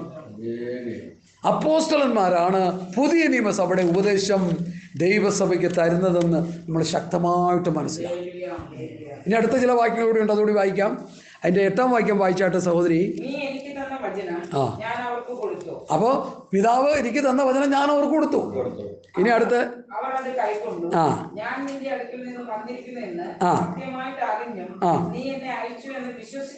മറ്റാരും വിശ്വസിക്കാത്തപ്പോ ഇവര് വിശ്വസിച്ചു. അടുത്ത അല്ല, ആഹാ, നീ എനിക്ക് തന്നിട്ടുള്ളവർ നിനക്കുള്ളവരാകൊണ്ട് നമ്മൾ അവരെ തള്ളിക്കളഞ്ഞിരിക്കുക. ഇപ്പോ ഈയിടയ്ക്ക് ഒരു ഭാഷ പറഞ്ഞു കേട്ടു, നമ്മൾ ഈ പത്രോസും പൗലോസും പറയണമെന്നും കേൾക്കാൻ നിൽക്കല്ലേ. ഞാൻ ചോദിച്ചത് എന്താ കാര്യം? നമുക്ക് വേദപുസ്തകത്തിൽ കിടക്കുന്ന എത്രയോ നല്ല നല്ല കാര്യങ്ങൾ കിടപ്പുണ്ട്. കാരണം ഇത് അനുസരിക്കാൻ പറ്റത്തില്ലേ? കള്ളക്കച്ചവടം ചെയ്തുകൊണ്ടിരിക്കുന്നവർ ഈ പുതിയ നിയമം അനുസരിക്കാൻ പറ്റുമോ? തട്ടിപ്പും വെട്ടിപ്പും ചതിയും വഞ്ചനയും ചെയ്തുകൊണ്ടിരിക്കുന്നവർക്ക് ഇത് അനുസരിക്കാൻ പറ്റുമോ? പുതിയ നിയമം വരുമ്പോൾ നമ്മൾ നന്നായിട്ട് ജീവിക്കണം, പാപം വിട്ടൊഴിയണം. നമ്മളെ വിഷയത്തിലേക്ക് വരുന്നുണ്ട്. പാപം വിട്ടൊഴിയണം, വിശുദ്ധി ജീവിക്കണം, പഴയ മനുഷ്യനെ കളയണം, പുതിയ സൃഷ്ടിയാകണം, ആത്മീയ വളർച്ച പ്രാപിക്കണം, ആത്മീയ വർധന പ്രാപിക്കണം, ആത്മീയ നിറവ് പ്രാപിക്കണം, വിശുദ്ധീകരണം പ്രാപിക്കണം, വിശുദ്ധിയോടെ നിർമ്മലയോടെ ജീവിക്കണം. കാനഡയിൽ നിന്നൊരു സഹോദരി എനിക്ക് ഒരു വോയിസ് മെസ്സേജ് ഇടും. ഞങ്ങൾ വോയിസ് മെസ്സേജിലൂടെ സംസാരിക്കാം, അല്ല ഫോണിൽ സംസാരിക്കാറില്ല. ഞാൻ പറഞ്ഞു, നിങ്ങളെ കാനഡയിലാക്കി വെച്ചിരിക്കുന്നത് ഈ മെസ്സേജ് നിങ്ങൾ കേട്ടിട്ട് എല്ലാവർക്കും ഷെയർ ചെയ്ത് കൊടുക്കാം. അപ്പം എന്നോട് പറയാം, എൻ്റെ പാസ്റ്ററെ ഞാനിത് പലർക്കും ഷെയർ ചെയ്ത് കൊടുത്തിട്ട് അവരാരും ഇതിനെക്കുറിച്ചൊരു അഭിപ്രായം പറയുന്നില്ല, അവർക്കൊന്നും പറയാനില്ല. അതെന്താണെന്ന് ചോദിച്ചു. ഞാൻ പറഞ്ഞു അവർക്ക് അത് അംഗീകരിക്കാൻ പറ്റത്തില്ല. ഈ പ്രോപ്പർ ചാനലായിട്ട് കിടക്കുന്ന ഈ വിഷയങ്ങൾ, പിതാവിൽ നിന്ന് പുത്രനിൽ നിന്ന് അപ്പോസ്തലന്മാർക്ക് വന്നിരിക്കുന്ന വിശുദ്ധിയുടെ പ്രമാണം അവർക്ക് കേട്ടനുസരിച്ചാൽ അവരുടെ കള്ളക്കച്ചവടം നടക്കത്തില്ല. കച്ചവടം എന്ന് പറഞ്ഞാൽ കപടം, കപടം എന്നാണ് അതിൻ്റെ അർത്ഥം. ശരിക്കും പറഞ്ഞാൽ ഒരു ദൈവം അത് പറ്റത്തില്ല. അല്ലെങ്കിൽ കുറച്ച് ഫ്ലെക്സിബിൾ ആയിട്ടൊക്കെ അത് ചെയ്താലേ ഇച്ചിരി ലാഭം കിട്ടും, അല്ലെങ്കിൽ ഒന്നും കിട്ടത്തില്ല. മറ്റുള്ളവർ വിൽക്കുന്ന പോലെ, മറ്റുള്ളവർ ചെയ്യുന്ന പോലെ MRP ഒക്കെ മേടിച്ച് ആ വിലയ്ക്ക് MRP എത്ര 100 രൂപയ്ക്ക് കിട്ടിയ സാധനം നമ്മളെന്ത് വിലയ്ക്കാണ് കൊടുക്കുന്നത്? 150 രൂപയ്ക്ക് കൊടുക്കണം, എന്നാലും നമുക്ക് ലാഭം കിട്ടും. എന്നാൽ 125 കൊടുക്കുമ്പോൾ ചെറിയ ലാഭമായി പോകും. മറ്റുള്ളവർ 150 കൊടുക്കും. നമുക്ക് കിട്ടുന്നത് 100 രൂപയുടെ സാധനം 150 പലരും കൊടുക്കും. ഒരു ദൈവവൈതലിന് 125 കൊടുക്കാൻ പറ്റത്തുള്ളൂ. കാരണം കൊള്ള ലാഭം എടുക്കാൻ പറ്റത്തില്ല. ഇന്നതാ ചെയ്തുകൊണ്ടിരിക്കുന്നത്. വിശ്വാസികളായിട്ടുള്ളവർ ഇങ്ങനെയുള്ള കാര്യങ്ങൾ ചെയ്യുമ്പോൾ അവിടെ അവർക്ക് ബുദ്ധിമുട്ടുണ്ടാകും. പിന്നെ കണ്ണുമടച്ചത് ചെയ്തു കഴിഞ്ഞാൽ ദൈവസന്നിധിയിലെ പ്രാഗൽഭ്യം നഷ്ടപ്പെടും. മനസ്സിലാക്കുക സഹോദരങ്ങളെ, നമ്മൾ വേദപുസ്തകം അനുസരിക്കുന്നവൻ നേരോടെയാണ് എല്ലാ കാര്യങ്ങളും ചെയ്യുക. നേരോടെ നടക്കുന്നവർക്ക് ഒരു നന്മയും മുടക്കുകയില്ല. ഞാനൊരു സഹോദരനോട് പറഞ്ഞു, ഈ ഉപദേശമൊക്കെ അംഗീകരിക്കാത്ത ഒരു സഹോദരനോട് പറഞ്ഞു, സഹോദരാ, നിങ്ങൾ ഈ കഷ്ടപ്പാടും ബുദ്ധിമുട്ടും പ്രയാസമൊക്കെ അനുഭവിച്ച് മുമ്പോട്ട് പോകുന്നു. നിങ്ങൾ വചനം ധ്യാനിക്കാറുണ്ടോ? നിങ്ങൾ പ്രാർത്ഥിക്കാറുണ്ടോ? നിങ്ങൾ ദൈവമുഖം അന്വേഷിക്കാറുണ്ടോ? ഇടയ്ക്കിടയ്ക്കൊക്കെ പ്രാർത്ഥിക്കും, ഇടയ്ക്കിടയ്ക്ക് വചനമൊക്കെ ധ്യാനിക്കും. അപ്പം ഞാൻ പറഞ്ഞു, നേരോടെ നടക്കുന്നവർക്ക് ഒരു നന്മയും മുടക്കത്തില്ല. ബാലസിംഹങ്ങൾ ഇരകിട്ടാതെ വിശന്നിരിക്കും, ഹോവയെ അന്വേഷിക്കും, ഒരു നന്മയും കുറയത്തില്ല. എൻ്റെ ജീവിതാനുഭവങ്ങളിലൂടെ ഞാൻ പറഞ്ഞ് മനസ്സിലാക്കി തരുന്ന ഒരു കാര്യമാണ്, നമ്മൾ വിശുദ്ധന്മാരായി നേരെ ചൊവ്വേ ജീവിച്ച നമ്മുടെ അന്നത്തിലുള്ള കർത്താവ് തരും. ബുദ്ധിമുട്ടുണ്ടാകും, ഞെരുക്കങ്ങളുണ്ടാവും, പ്രയാസങ്ങളുണ്ടാവും. ആ സമയത്ത് കയറി ഇരുന്ന് അങ്ങ് ഉപദേശിച്ചോണം. ക്യാപ്റ്റൻ ശമൂലം എന്ന് പറഞ്ഞൊരു കർത്താവിൻ്റെ ദാസനുണ്ട്. അദ്ദേഹം പറയുന്നത്, എൻ്റെ ഒരു ഗുരുവും കൂടിയാണ് അദ്ദേഹം പറഞ്ഞു, ഞങ്ങൾക്ക് ബുദ്ധിമുട്ടുണ്ടാകും, ഞങ്ങൾക്ക് ഞെരുക്കമൊക്കെ ഉണ്ടാകും ചില സമയത്ത്. അപ്പോൾ എന്തു ചെയ്യും? ഇത് ദൈവഹിതമാണെന്ന് കയറി അങ്ങ് ഇരിക്കും, ഉപവസിച്ച് പ്രാർത്ഥിച്ചു കഴിയുമ്പോൾ ഈ ഭൗതികത്തിൻ്റെ ആ ചിന്ത മാറി ആത്മീകമായി ദൈവം ഞങ്ങളെ അനുഗ്രഹിക്കും. ഞങ്ങൾക്ക് ബലം കിട്ടും, ഞങ്ങൾക്ക് ശക്തി കിട്ടും, ഞങ്ങൾക്ക് പട്ടിണി ഇരിക്കാനും പ്രാർത്ഥിക്കാനും ആരാധിക്കാനും ദൈവവചനം പറയാനും ആത്മീകമായ ശുശ്രൂഷകൾ ചെയ്യാനും ഞങ്ങൾക്ക് വലിയ ബലം കിട്ടും. അതൊക്കെ കിട്ടിക്കഴിയുമ്പോൾ പിന്നെ ഉപവാസം മാറ്റി പ്രവർത്തനത്തിലേക്ക് കടന്നു പോകേണ്ടി. അപ്പോൾ നമ്മുടെ ജീവിതത്തിൽ കഷ്ടത വരുന്നത് എന്തിനാ? അനുസരണം പഠിച്ച് തികയാനാണെന്നാ പുസ്തകം പഠിപ്പിക്കുന്നത്. പുത്രനെങ്കിലും അനുഭവിച്ച കഷ്ടങ്ങളാൽ അനുസരണം പഠിച്ച് തികഞ്ഞവനായി. അപ്പൊ അനുസരണം പഠിച്ച് തികയാൻ വേണ്ടി കഷ്ടത തരുമ്പോൾ അത് വേണ്ടെന്ന് പറയരുത്. കർത്താവിൻ്റെ ശിഷ്യന്മാരുടെ ബയോഡേറ്റ ഞാൻ പഠിച്ചു നോക്കിയിട്ട് അവർ കഷ്ടതകളിലൂടെയാണ് കടന്നുപോയത്. എന്നാൽ അവരെ കുറിച്ച് പറയുന്നത്, ഭൂലോകത്തെ കീഴ്മേൽ മറിക്കുന്നവർ ഇവിടെയും വന്നു. ആരാത്? ഈ കഷ്ടതയിലൂടെ പോയവരെ. അപ്പൊ നോക്കിയേ, കഷ്ടതയിലൂടെ പോയവര് ഭൂലോകത്തെ കീഴ്മേൽ മറിക്കാനിടയായി. നമ്മളും ഭൂലോകത്തെ കീഴ്മേൽ മറിക്കുന്നുണ്ട്, അത് വേറെ നിലയിലാണെന്നേ ഉള്ളൂ. മനസ്സിലായവർക്കായി സ്തോത്രം. മൂക്കിൽ വിരൽ വെച്ച് കഴിഞ്ഞാൽ, കാരണം പാസ്റ്ററും വിശ്വാസിയും കൂടി പ്രാർത്ഥിച്ച് കോടതിയിലോട്ട് കയറി പോകുമ്പോൾ ഓർത്തഡോക്സുകാരൻ ബന്ധുക്കോസ് പാസ്റ്റർ കൂടി കോടതിയിൽ പോകുന്നു. നമ്മൾ പിന്നെ കോടതി കിടക്കുന്നവർ, അവർ പറയും ഇവര് പാസ്റ്റർ വിശ്വാസികളെല്ലാം കൂടി ഇവിടെ വന്ന് എന്താ കാര്യം? തമ്മിലടി, വടക്ക്. അപ്പോൾ ആൾക്കാർ ഭൂലോകത്തെ കീഴ്മേൽ മറിക്കുക, നമ്മൾ വേറൊരു നിലയിൽ. ആ അവസ്ഥയിലേക്ക് നമ്മൾ മാറ്റപ്പെട്ടു. ഞാൻ ഈ ജോസ് സഹോദരനോടും ഒക്കെ പറയുന്ന സഹോദരൻ, നമ്മൾ അപ്പോസ്തലന്മാരുടെ പിന്തുടർച്ചക്കാരായിട്ട് വരാനായിട്ട് നമ്മൾ ഏൽപ്പിച്ചു കൊടുക്കണം. കഷ്ടത വരും, ബുദ്ധിമുട്ട് വരും, ഞെരുക്കം വരും. പ്രമാണം അനുസരിച്ച് ജീവിച്ച് ശുദ്ധീകരണം പ്രാപിച്ചുകൊണ്ടിരുന്നാൽ നമുക്ക് ആവശ്യമുള്ളത് കർത്താവ് തന്നോളും. അതിൻ്റെ പിറകെ നടക്കേണ്ട. എന്തു കുടിക്കും, എന്തു ഉടുക്കും എന്ന് വിചാരപ്പെടേണ്ട. ആദ്യം എൻ്റെ രാജ്യം നീതി അന്വേഷിച്ചാൽ ഇത് കിട്ടും. ജാതികൾ ഇതൊക്കെ അന്വേഷിച്ച് നടക്കുന്നു. എന്തന്വേഷിച്ച് നടക്കുന്നു? എന്ത് തിന്നു, എന്ത് കുടിക്കുമെന്ന്. നിങ്ങൾ ജാതികളല്ല, നിങ്ങൾ ദൈവത്തിൻ്റെ മക്കൾ. നിങ്ങൾക്ക് ആവശ്യമെന്ന് പിതാവ് അറിയുന്നു. നമുക്കൊരു പിതാവുണ്ട്. ഒരു പിതാവിൽ നിന്ന് ജനനം പ്രാപിച്ചവരാണ് നമ്മൾ. യേശുക്രിസ്തുവിന്റെ ക്രൂശിൻ മൂട്ടിലെ വിശ്വാസികളാണ് നമ്മൾ.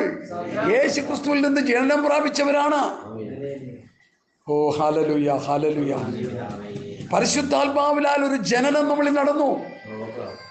കെടാത്ത ബീജമാകുന്ന ദൈവവചനം ഉള്ളിൽ വീണ് ഒരു വീണ്ടും ജനനം നമ്മൾ സംഭവിച്ചു. ഫോണെല്ലാം ഈ സ്തോത്രം ഡോണ്ട് ഡിസ്റ്റർബിൻ്റെ ഓപ്ഷനിലിട്ട് എല്ലാവരും. സ്തോത്രം, സ്തോത്രം. വചനത്തിൻ്റെ ഒഴുക്ക് വരുമ്പോൾ ഇത് തടഞ്ഞു കളയും കേട്ടോ. അപ്പം നമുക്ക് പിതാവിൽ നിന്നൊരു ജനനം കിട്ടി. നമ്മൾ വീണ്ടും ജനനം പ്രാപിച്ചവരാ.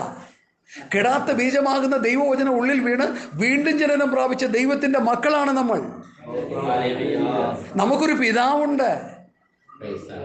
ഹല്ലേലൂയ. ഒരു വീട്ടിലെ ഒരു ഗേറ്റിൻ്റെ മുമ്പിൽ വന്ന് ഒരു അനാഥ ബാലൻ വന്ന് നിന്നുകൊണ്ട് എന്തെങ്കിലും തരണേപ്പാ, എന്തെങ്കിലും തരണേപ്പാ നീ വിളിക്കുക. വീട്ടുകാരെ എന്തെങ്കിലും തരണേ, അമ്മച്ചി, ചേച്ചി, അപ്പച്ച എന്തെങ്കിലും തരണേ പ്രവേശിക്കുക അവൻ വന്ന് വിളിക്കുക. അങ്ങനെ വിളിച്ചുകൊണ്ടിരിക്കുന്ന സമയത്ത് ഒരു 4 മണി സമയമാണ്. 3:30 സ്കൂൾ വിട്ട ആ വീട്ടിലെ ചെറുക്കൻ ഇങ്ങോട്ട് വന്നിട്ട് എന്തോ വിളിക്കണം ആരാന്ന് പറഞ്ഞ് എന്നെ കൊണ്ട് മാറ്റി ഗേറ്റൊക്കെ തുറന്ന് അതിൻ്റെ വീട്ടിൻ്റെ ഉള്ളിലോട്ട് കയറി. അവന് വിശന്നിട്ട് വരിക, കിടന്ന് കളിച്ച്, സ്കൂളിൽ കിടന്ന് കളിച്ച് ഫ്രിഡ്ജ് അങ്ങോട്ട് തുറന്ന് അതിൻ്റെ ഉള്ളിലിരിക്കുന്ന സാൻഡ്വിച്ച് അതും ഇതൊക്കെ എടുത്ത് വെച്ച് അവനങ്ങ് കഴിക്കുക. കാരണം എന്താ? അവനാ വീട്ടിലെ മകനാ. ഈ വന്ന് നിൽക്കുന്നവൻ ആരാ? ഹാഗാറിന്റെ മകനാ. സ്തോത്രം. ജനനം പ്രാപിക്കാത്തവനാ, യഥാർത്ഥ പിതാവില്ലവനെ. ഇന്നത്തെ വിശ്വാസികൾ പലരും ഈ അവസ്ഥയിൽ കിടക്കുക. എനിക്കെന്തെങ്കിലും തരണേ എന്ന് പറഞ്ഞുകൊണ്ടിരിക്കുക. നിങ്ങളുടെ പിതാവ് നിങ്ങൾക്ക് ആവശ്യമെന്ന് അറിയുന്നു.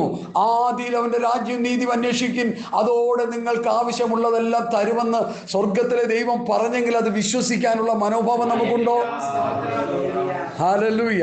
വിശ്വാസത്താൽ അത് പ്രാർത്ഥിച്ച് പ്രാപിക്കാൻ പറ്റുമോ?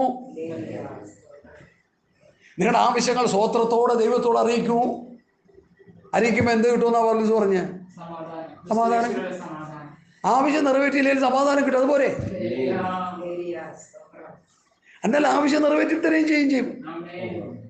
പിന്നെ ബാലസിമുകൾ ഇരുട്ടാതെ ഒരു നന്മ കുറവില്ലെന്ന് പറയുന്നതോ? നമ്മൾ ചില പരിശോധനയിലൂടെ കടത്തിവിടുന്നത്, നമ്മൾ ചില കഷ്ടതയിലൂടെ കടത്തിവിടുന്നത് നമ്മൾ കർത്താവിനോടൊന്ന് അടുക്കാനാ. കൂടുതൽ അടുത്ത് കഴിയുമ്പോൾ കൂടുതൽ ദൈവത്തിൽ നിന്ന് സ്തോത്രം ദൈവ സ്വർഗീയമായ അനുഗ്രഹങ്ങളും ആത്മീയമായ അനുഗ്രഹങ്ങളും പ്രാപിച്ചു കഴിയുമ്പോൾ മറുവശത്ത് അതിൻ്റെ ഭൗതിക നന്മകളും കർത്താവ് വരും. ഒരു നാണയത്തിൻ്റെ മറുവശം എന്ന പോലെ നമ്മൾ ദൈവസ്ഥലിരുന്ന് പ്രാർത്ഥിച്ചു കഴിയുമ്പോൾ കഷ്ടത ഒരു വശത്താണെങ്കിലും മറുവശത്ത് നമുക്ക് ആവശ്യമുള്ള കർത്താവ് തരും. അതിന് എന്ത് ചെയ്യണം? കണ്ടീഷൻ, രാജ്യവും നീതിയും അന്വേഷിക്കണം. ദൈവരാജ്യം ദൈവനീതിയും അന്വേഷിക്കണം. നീ ആ വേഗത്തിലേക്ക് വേഗം വരിക. ആ 17-ാം അധ്യായത്തിൻ്റെ പിതാവ് നീതിയിരിക്കുന്ന പോലെ ഞാനത് കൊടുത്തിൻ്റെ പോലെ ഞാനത് കൊടുത്തിരിക്കുന്നു. 14-ാം വാക്യം. എല്ലാം വായിക്കാൻ സമയമില്ല. 14-ാം വാക്യം വായിച്ചാട്ട്. അപ്പോൾ 8-ാം വാക്യത്തിൽ നീ എനിക്ക് തന്ന വചനം ഞാൻ അവർക്ക് കൊടുത്തു. 14-ാം വാക്യത്തിൽ രണ്ടാമത്തെ പ്രാവശ്യം 2 സാക്ഷികളുടെ വാമൊഴിയാൽ ഏത് കാര്യവും ഉറപ്പാകും. അടുത്ത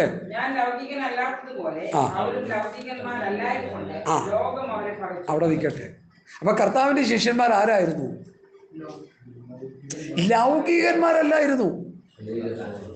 നമ്മളാകുന്ന ശിഷ്യന്മാർ എങ്ങനെയാ ജീവിക്കുന്നത്? ചിന്തിച്ചു. ഈ വചനം നമ്മളെ ശുദ്ധീകരിക്കുക കേട്ടോ. ലോകമനുഷ്യൻ ചെയ്യുന്നതും ലോകമനുഷ്യൻ പ്രവർത്തിക്കുന്നതും ലോകമനുഷ്യന്റെ ആറ്റിറ്റ്യൂഡുകളും നമ്മളിലുണ്ടോ? യെസ്. ദൈവത്തിൻ്റെ ആത്മാവ് നമ്മളെ പണിയുകയായിരുന്നു. പൽക്കാലം എങ്ങാണ്ടും കിടന്ന ഞാൻ ഇവിടെ വരാനിടയായത് ഇങ്ങനൊരു കോളിങ് കിട്ടിയപ്പോൾ പ്രാർത്ഥിച്ചുകൊണ്ടിരിക്കുക. കർത്താവേ, കർത്താവ് പാസ് വിളിച്ചു അവിടെ പോകണം. കർത്താവിൻ്റെ ഹിതങ്ങളിൽ അയക്കണം, കർത്താവ് ഹൃദയത്തിൽ വചനങ്ങളെ തരണം. അത് പറഞ്ഞുകൊണ്ടിരിക്കുക. നിങ്ങളെ സുഖിപ്പിച്ചു പോകാൻ യാതൊരു പദ്ധതിയില്ല എനിക്ക്. കീറി മുറിച്ച് പ്രവാചകൻ പറയുന്ന പോലെ ഓപ്പറേഷൻ ചെയ്ത് ഉള്ളിലുള്ള പഴുപ്പൊക്കെ ഞെക്കിക്കളഞ്ഞ് പരിശുദ്ധാത്മാവിൻ്റെ ഒരു എണ്ണ അങ്ങോട്ട് പകർന്ന് ആ മുറിവെല്ലാം വെച്ച് കെട്ടി സുഖമായി ഒരാത്മീക വെളിപ്പാടും ഒരാത്മീക ദർശനവും ഒരാത്മീക ശക്തിയും ആത്മാവിൻ്റെ ഒരു വലിയ നിയോഗവുമുള്ള ഒരു അനുഗ്രഹീത ക്രിസ്ത്യ ജീവിതം നയിക്കുന്ന അവസ്ഥയിലേക്ക് സ്വർഗത്തിലെ ദൈവം നിങ്ങളെ മാറ്റാൻ പോകുകയാണ്. വചനങ്ങൾ കേട്ടനുസരിച്ചാൽ. Hallelujah, hallelujah. ആ 14 വാക്യം ഒന്നുകൂടി വായിക്കാം.